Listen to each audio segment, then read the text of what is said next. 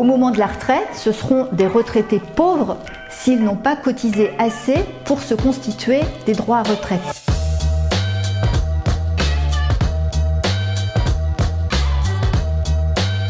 Eh bien, au moment où la réforme des retraites ouvre un débat sur le travail, la protection sociale et les conditions de travail des travailleurs des plateformes sont au cœur des enjeux. Dans le débat sur leur statut, c'est aussi l'avenir même du salariat et de ces nouvelles formes d'emploi qui se joue. On a une proposition de directive européenne qui prévoit d'encadrer leurs conditions de travail pour que leur statut corresponde à leur véritable relation avec les plateformes. La Commission considère que sur 28 millions de travailleurs des plateformes, 5,5 millions pourraient être du salariat déguisé. Ils seront 43 millions en 2025.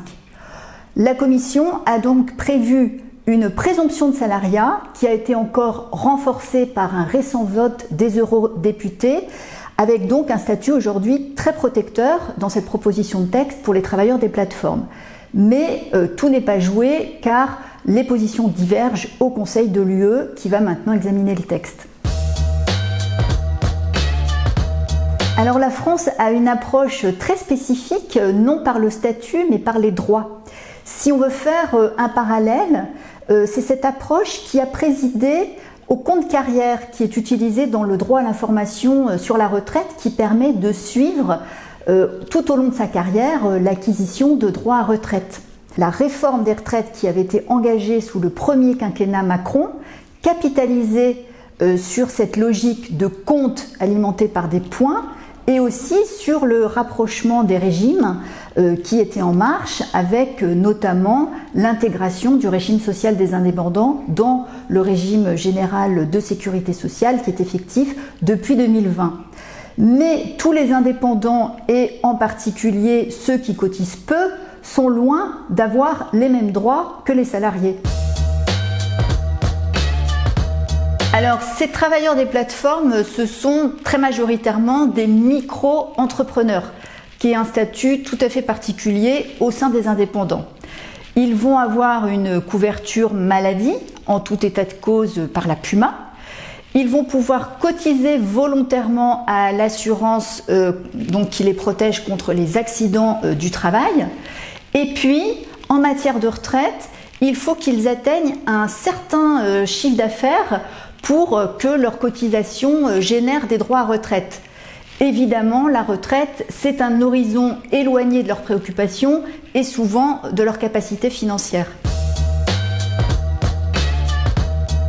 Le Code du travail instaure une responsabilité sociale des plateformes dès lors que le travailleur en est dépendant, c'est-à-dire que la plateforme fixe les conditions de la prestation et son prix. Cette responsabilité sociale des plateformes, elle inclut la prise en charge par la plateforme de la cotisation à l'assurance contre les accidents du travail et aussi l'alimentation du compte personnel de formation, toujours dans cette logique de droit et non de statut. Des élections ont été organisées donc en mai 2022 pour les chauffeurs de VTC et les livreurs à vélo, avec un succès tout relatif puisque moins de 2% des livreurs ont participé au scrutin. Néanmoins, deux sujets étaient sur la table, la déconnexion abusive par les plateformes et la fixation d'une rémunération plancher. Le deuxième sujet a abouti avec donc un accord sur un prix de 7,65 € minimum pour les courses. Et bien pendant ce temps-là, les tribunaux français continuent à majoritairement requalifier en salariat les relations entre les travailleurs et les plateformes. Le modèle économique innovant promu ne fait donc encore pas ses preuves, mais au contraire, les cotisations sociales des plateformes ne rentrent pas dans les caisses de sécurité sociale. Pour ce qui concerne les travailleurs, ils sont très exposés aux accidents du travail et potentiellement deviendront des travailleurs usés s'ils ne bénéficient pas des conditions protectrices liées à la pénibilité. Au moment de la retraite, ce seront des retraités pauvres s'ils n'ont pas cotisé assez pour se constituer des droits à retraite. On ne peut donc pas faire l'économie d'une réflexion sur les conditions de protection sociale des travailleurs précaires au moment du débat sur le report de l'âge légal de la retraite.